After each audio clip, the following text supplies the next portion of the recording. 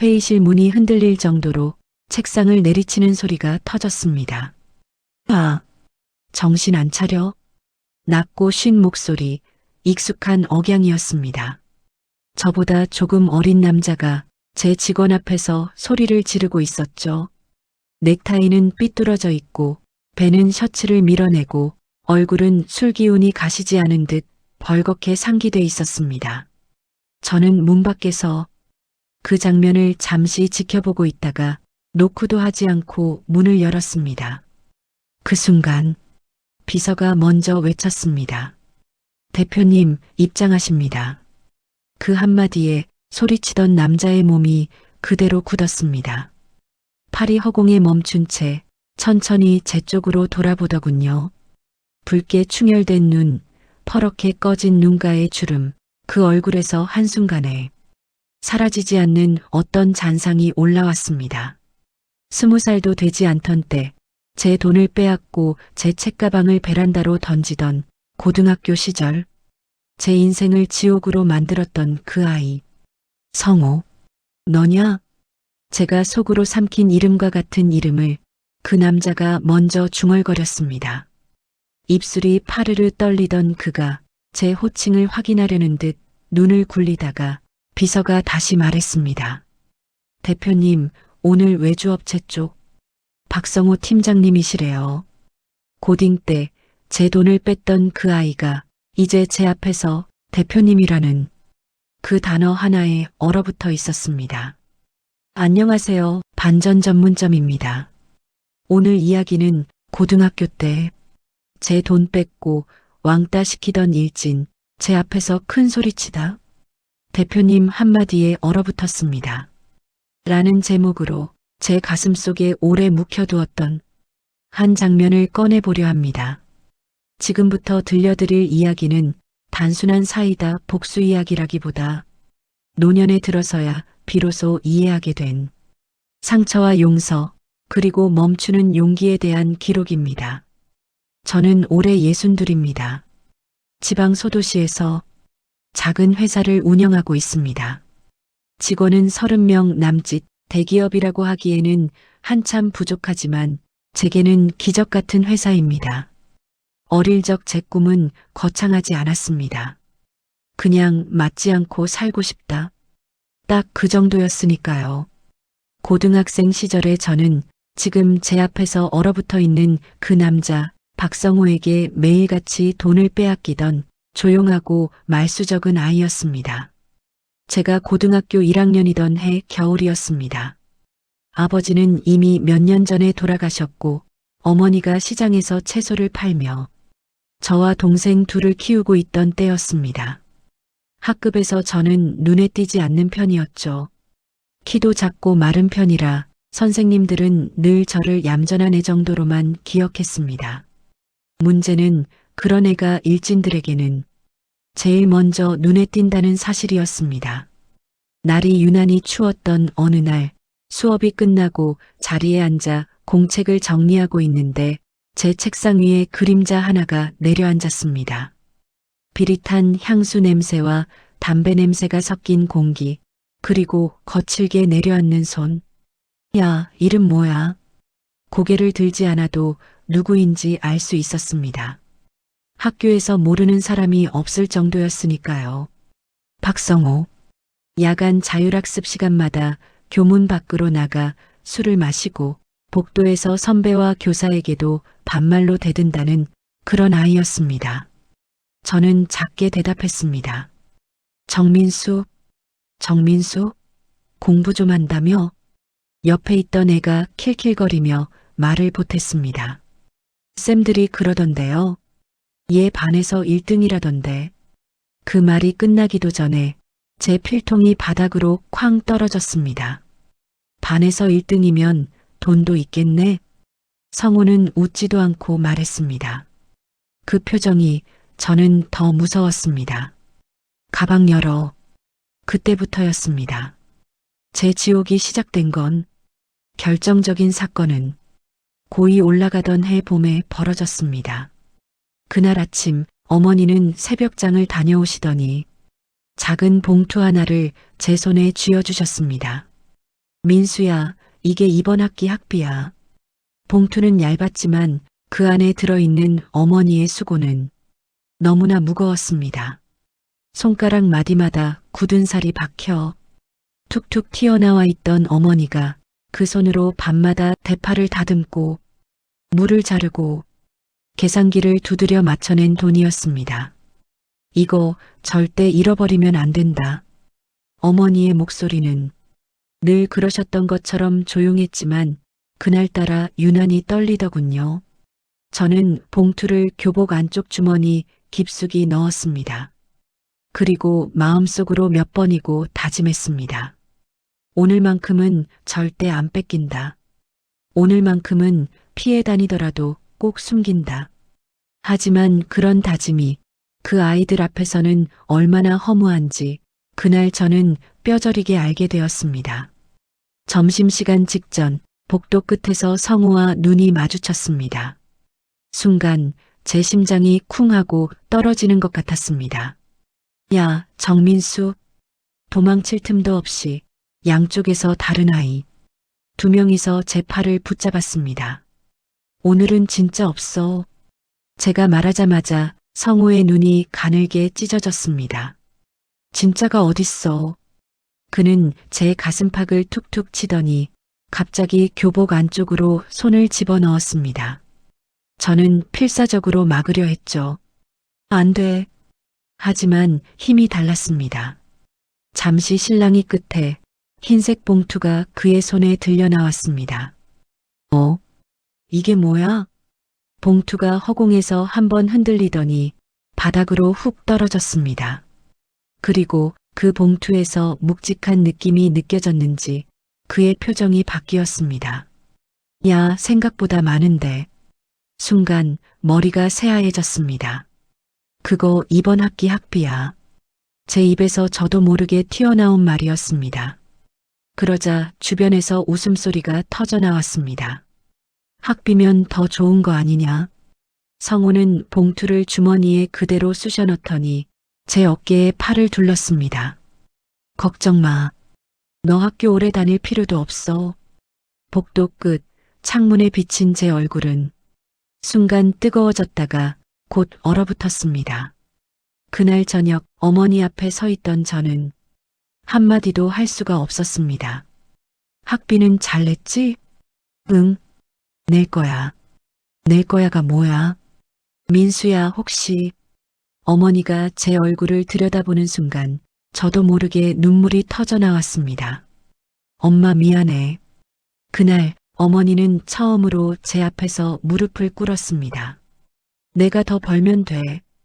그러니까 울지 마.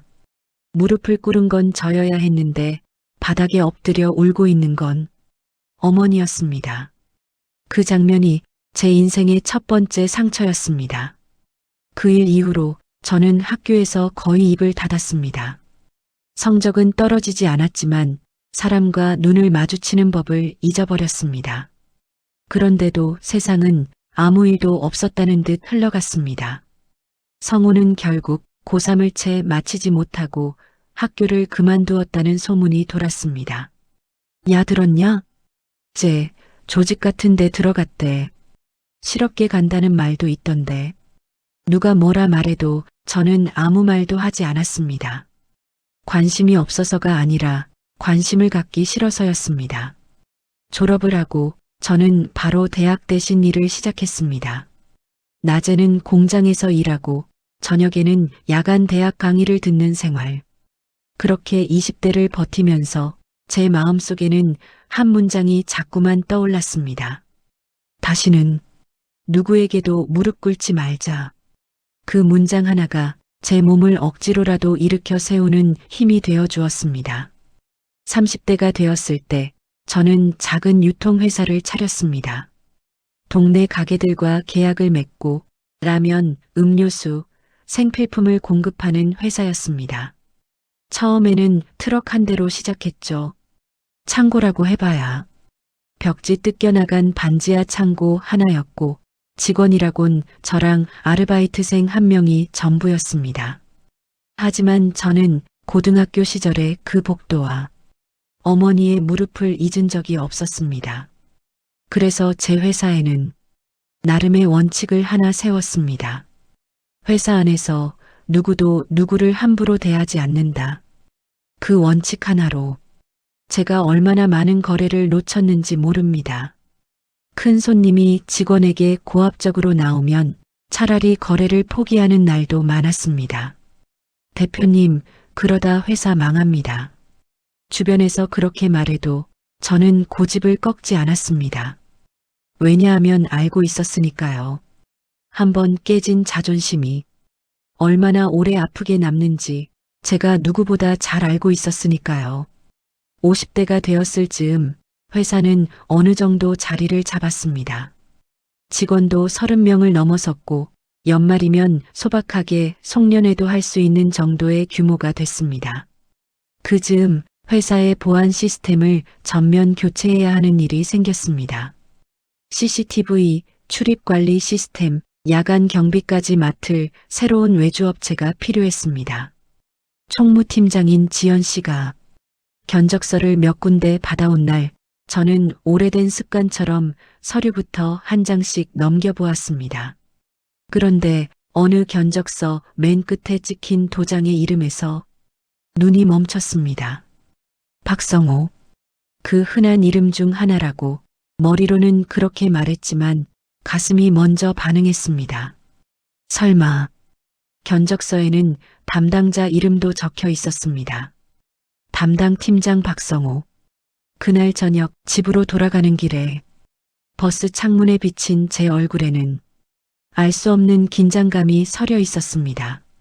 세월이 이렇게 지났는데 설마 같은 사람일까? 아니면 그냥 이름만 같은 사람일까? 머릿속에서 계속 오고 가는 질문들 사이로 그때 그 복도에 찬 공기, 어머니의 떨리는 어깨, 주머니 속에서 사라져가던 하얀 봉투가 동시에 떠올랐습니다. 그리고 오늘 아침이 되었습니다. 외주업체와의 최종 미팅 날, 저는 일부러 10분 늦게 회의실 앞으로 갔습니다. 문을 열기 전 안에서 들려오는 목소리 한 줄이 제 발걸음을 붙잡았습니다. 아니, 이런 기본도 안 돼 있어? 낮고 퉁명스러운 목소리. 끝에서 살짝 비웃음이 묻어나오는 어디서 많이 들어본 억양이었습니다. 지금 이 설정으로 밤에 사고 나면 책임은 누가 져요? 여기 계신 분이 져요? 박성호가 우리 회사 총무팀 직원에게 날카롭게 몰아붙이고 있었습니다. 그 목소리를 회의실 문 밖에서 듣고 있던 저는 그 순간 문을 열었습니다. 대표님, 입장하십니다. 비서의 말과 동시에 안에 있던 사람들이 일제히 일어났습니다. 그리고 테이블 맨 끝에 앉아있던 그 남자가 천천히 고개를 들었습니다. 주름진 이마, 굵어진 턱선, 하지만 눈매는 기억 속의 그 아이와 정확히 같았습니다. 박성호. 그의 입술이 미세하게 떨렸습니다. 눈동자에 순간적으로 스쳐 지나가는 공포와 당혹 그리고 부끄러움 같은 것들이 복잡하게 뒤섞여 있었습니다. 저는 일부러 아무 말도 하지 않은 채 자리에 앉았습니다. 총무팀장이 상황을 수습하듯 말했습니다. 대표님, 여기는 이번에 경비 시스템 맡게 될 에이스 시큐리티의 박성호 팀장님이십니다. 저는 고개를 끄덕였습니다. 네, 말씀 많이 들었습니다. 그 한마디에 성호는 완전히 얼어버린 얼굴로 억지로 웃음을 지었습니다. 아, 예, 저도요. 하지만 그의 손은 테이블 아래에서 미친 듯이 떨리고 있었습니다. 회의는 형식적으로 진행됐습니다. CCTV 각도, 야간 순찰 시간, 비상대응 매뉴얼, 필요한 내용들은 이미 서류에 다 적혀 있었고 저는 그저 몇 가지 확인만 하는 척 시간을 끌었습니다. 사실 제 귀는 설명보다 그의 입술에 더 집중해 있었습니다. 말끝이 올라갈 때, 어색하게 헛기침을 할 때, 눈을 피할 때마다 예전 그 복도가 겹쳐 보였습니다. 회의가 끝나고 다른 직원들이 먼저 자리를 떠났습니다. 대표님, 그럼 저희는 먼저 내려가 있겠습니다. 문이 닫히고 회의실에는 저와 성우 둘만 남았습니다. 한동안 서로 아무 말도 하지 않았습니다. 침묵을 먼저 깬 건 의외로 제 쪽이었습니다. 오랜만이네. 그의 어깨가 움찔했습니다. 혹시 고등학교 때 나 기억해? 그는 잠시 고개를 숙이고 있더니 마침내 저를 똑바로 바라봤습니다. 잊을 수가 없어요. 목소리가 약간 갈라져 있었습니다. 정민수, 그가 제 이름을 부르는 순간 오래된 상처가 벌어진 듯 가슴이 뜨끔했습니다. 미안합니다. 정말 짧은 한마디였지만 그 말이 나오기까지 그에게 얼마나 많은 시간이 필요했을지 알 수 있었습니다. 지금 와서 무슨 소용이 있냐고 생각하실지도 알겠어요. 근데 그는 두 손을 꼭 모으고 책상 위에 올려놓았습니다. 그때 집에 돌아가면 나도 매일 맞았거든요. 생각지도 못한 말에 저는 잠시 말문이 막혔습니다. 우리 아버지 술만 드시면 제일 먼저 물으셨어요. 오늘은 얼마 가져왔냐? 그는 쓴웃음을 지었습니다. 처음에는 용돈 정도였죠.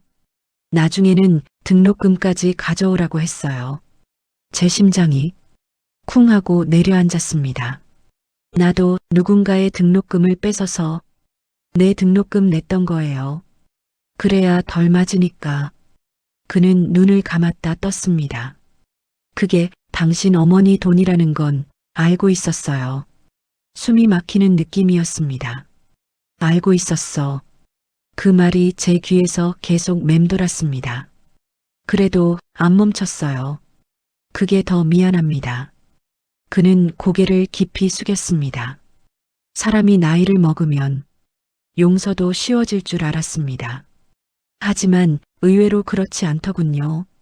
60이 넘은 지금도 그때의 모욕과 두려움은 조금도 옅어지지 않았습니다. 그래서 이제 와서 어떻게 하려는 건데? 제 목소리는 최대한 담담하려 했지만 끝에서 조금 떨렸습니다. 성우는 한숨을 길게 내쉬었습니다. 사실 이 계약 우리 회사에서 꼭 따야 하는 건 아니었어요. 뜻밖의 말이었습니다. 대표님 회사 말고도 다른 업체들이 있었거든요. 근데 제가 무리해서라도 따오겠다고 했어요. 왜? 그는 테이블 옆에 놓아둔 서류 가방을 열더니 두툼한 봉투 하나를 꺼냈습니다. 하얀 봉투, 어느 날 복도에서 내 손에서 떠나던 그 봉투와 똑같이 생긴 모양과 색이었습니다. 이건 그때 뺏은 돈의 3배입니다. 3배? 원금에 그동안의 이자, 그리고 내 죄책감 값까지 합쳤다고 생각하면 됩니다. 그는 씁쓸하게 웃었습니다. 사실 몇 번이나 학교 찾아갔었어요. 졸업한 지 몇 년 뒤에. 근데 벌써 이사 가셨다고 하더라고요. 어머니가 시장 근처 반지하에서 조금 더 나은 집으로 옮기셨던 때가 떠올랐습니다. 그때부터 언젠가 당신을 다시 만나면 꼭 이 봉투를 건네기로 했어요. 그리고 사과하려고요. 늦어도 너무 늦었지만 그는 봉투를 제 쪽으로 밀었습니다. 받아주세요. 안 받으셔도 난 평생 죄인입니다. 회의실 공기가 갑자기 무겁게 가라앉았습니다. 돈이 문제가 아니었습니다. 제가 평생 마음속에서 수없이 상상했던 장면, 그놈이 내 앞에 무릎 꿇고 사과하는 날. 지금 그 장면이 눈앞에서 펼쳐지고 있었습니다. 하지만 이상하게도 통쾌함보다는 씁쓸함이 먼저 밀려왔습니다. 우리가 늙어서야 겨우 꺼내는 이야기들에는 늘 이렇게 너무 많은 세월이 섞여 있는 법입니다. 저는 봉투를 바라보다가 천천히 말을 꺼냈습니다. 내가 그 봉투를 가져가던 날 우리 어머니가 무릎을 꿇으셨어. 성우의 눈이 흔들렸습니다. 그 무릎이 내 인생을 바꿨다. 그는 입술을 깨물었습니다. 내가 내 돈을 뺐고 나를 때리던 그때 나는 내가 그냥 악마 같은 애라고만 생각했어. 근데 오늘 보니까 너도 지옥에서 살고 있었더라. 제 말에 그의 어깨가 무너져 내리는 듯 내려앉았습니다. 그렇다고 해서 내가 한 짓이 사라지는 건 아니야. 저는 봉투를 집어들었다가 다시 내려놓았습니다. 그래서 이 돈은 내가 받지 않을 거다. 성우의 눈이 커졌습니다. 대신 조건을 하나 걸겠다. 그의 손이 테이블 위에서 떨렸습니다. 우리 회사에서 일하는 사람들한테 방금 너처럼 절대 소리 지르지 마라. 아까 문 밖에서 들었던 그 목소리가 머릿속을 스쳤습니다. 내가 내 집에서 맞았던 것처럼 누군가가 회사에서 맞으면 안 된다. 언성 높이는 것도 나는 폭력이라고 생각해. 저는 잠시 숨을 고르고 차분하게 말을 이었습니다. 우리 회사랑 계약을 계속하고 싶으면 한 가지 약속을 지켜라. 내가 맡은 야간 경비원들, 그리고 우리 회사 직원들, 그 누구에게도 내가 당했던 방식으로 대하지 마라. 지금부터 내가 갚을 등록금은 내가 욕 대신 건넬 친절이다. 성우는 눈을 감았다가 천천히 고개를 끄덕였습니다. 할 수 있겠어? 해보겠습니다. 아니, 저는 고개를 저었습니다. 해보겠습니다가 아니라 하겠습니다. 그는 잠시 입술을 깨물더니 또박또박 말했습니다. 하겠습니다. 대표님, 그제야 그가 입에 올린 대표님이라는 단어가 조금 덜 무겁게 들렸습니다. 그 사건 이후 성우는 몇 번 더 회사를 드나들었습니다. 예전처럼 거칠게 웃지도 허세를 부리지도 않았습니다. 어느 날 야근을 하다 우연히 야간 경비실 앞을 지나가는데 문틈으로 웃음소리가 새어나오는 걸 들었습니다. 문을 살짝 열어보니 경비 아저씨들과 성우가 컵라면을 나눠 먹고 있었습니다. 팀장님, 요즘 왜 이렇게 사람이 좋아지셨어요? 경비 김 씨가 농담하듯 말하자 성우는 쑥스러운 듯 웃었습니다. 예전에 좀 많이 못돼 먹게 살았거든요. 그래도 사람은 변해야죠. 경비실의 형광등 아래 그의 얼굴이 처음으로 어른처럼 보였습니다. 며칠 뒤 성우에게서 문자 한 통이 왔습니다. 대표님, 어머니 생신이라 고향에 다녀오려 합니다.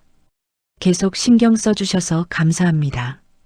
그 문자를 보는 순간 문득 제 어머니가 떠올랐습니다. 그리고 서랍 깊숙이 넣어두었던 어머니의 오래된 사진 한 장을 꺼내 들었습니다. 머리에 흰머리가 듬성듬성 섞여 있지만 웃는 얼굴은 여전히 따뜻했습니다. 엄마, 나 그때 그 아이 다시 만났어. 사진을 바라보며 나지막이 말을 건네는 제 모습이 스스로도 낯설었습니다. 시간은 또 흘러 그 일로부터 3년이 지났습니다. 성우와의 계약은 몇 번의 재계약을 거쳐 조용히 이어졌습니다. 그 사이 우리 회사에도 젊은 직원들이 많이 들어왔습니다. 그 중에는 어느 날 회의 도중 눈물을 글썽이던 신입사원 하나가 있었습니다. 야근이 잦은 부서에 배치되었다가 선배의 거친 말투에 지쳐 그만둘까 고민하던 친구였죠.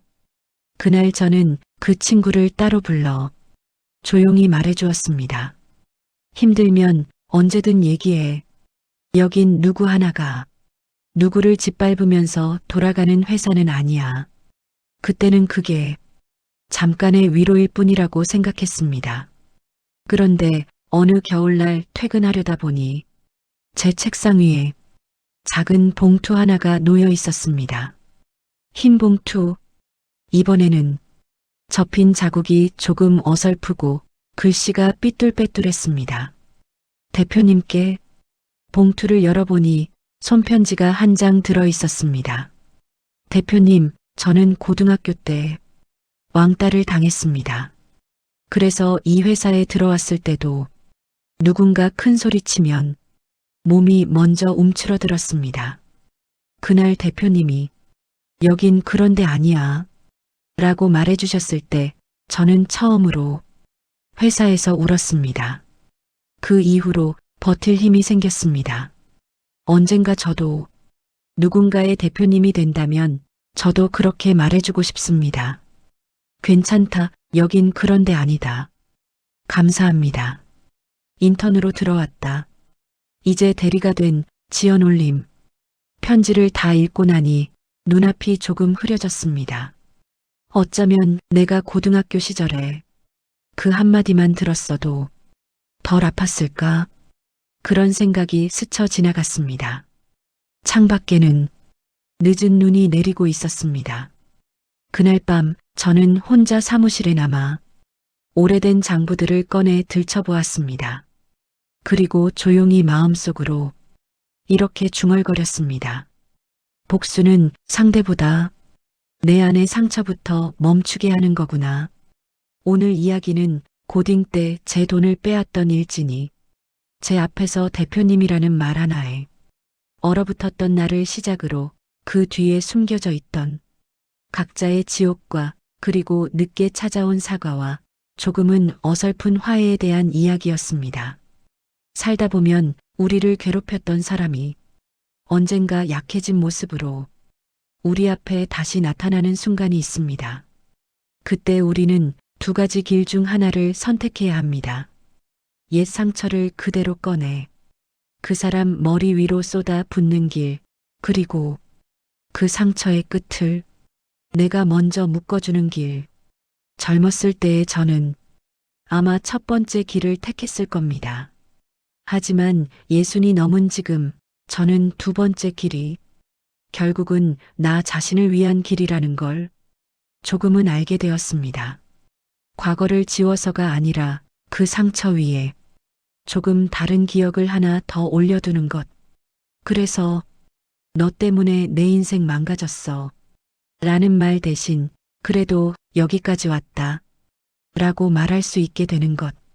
그게 우리 같은 세대가 긴 세월 끝에 겨우 배운 작지만 큰 지혜가 아닐까 싶습니다. 혹시 지금 이 방송을 듣고 계신 분들 중 과거의 상처 때문에 여전히 잠 못 이루는 밤을 보내고 계시다면 언젠가 여러분 앞에도 그때 그 사람이 다시 나타날지 모릅니다. 그때 그 사람을 어떤 눈으로 바라볼지, 어떤 말을 건넬지는 이 방송을 듣고 있는 바로 지금의 내가 조금씩 준비해 두어야 할지도 모릅니다. 오늘의 교훈을 이 한 줄로 남기고 싶습니다. 복수는 상대를 무너뜨리는 게 아니라 내 안에서 상처가 더 이상 자라지 못하게 멈추게 하는 선택이다. 지금까지 반전과 여운을 전해드리는 반전 전문점이었습니다. 이야기를 통해 조금이나마 마음이 가벼워지셨다면 좋겠습니다. 저도 오늘 제 안에 오래된 복도 하나를 조금은 정리한 기분입니다. 그럼 저는 또 다른 인생의 반전을 품은 이야기로 다음 에피소드로 찾아뵙겠습니다. 새해 복 많이 받으시고 항상 건강하세요. 고맙습니다.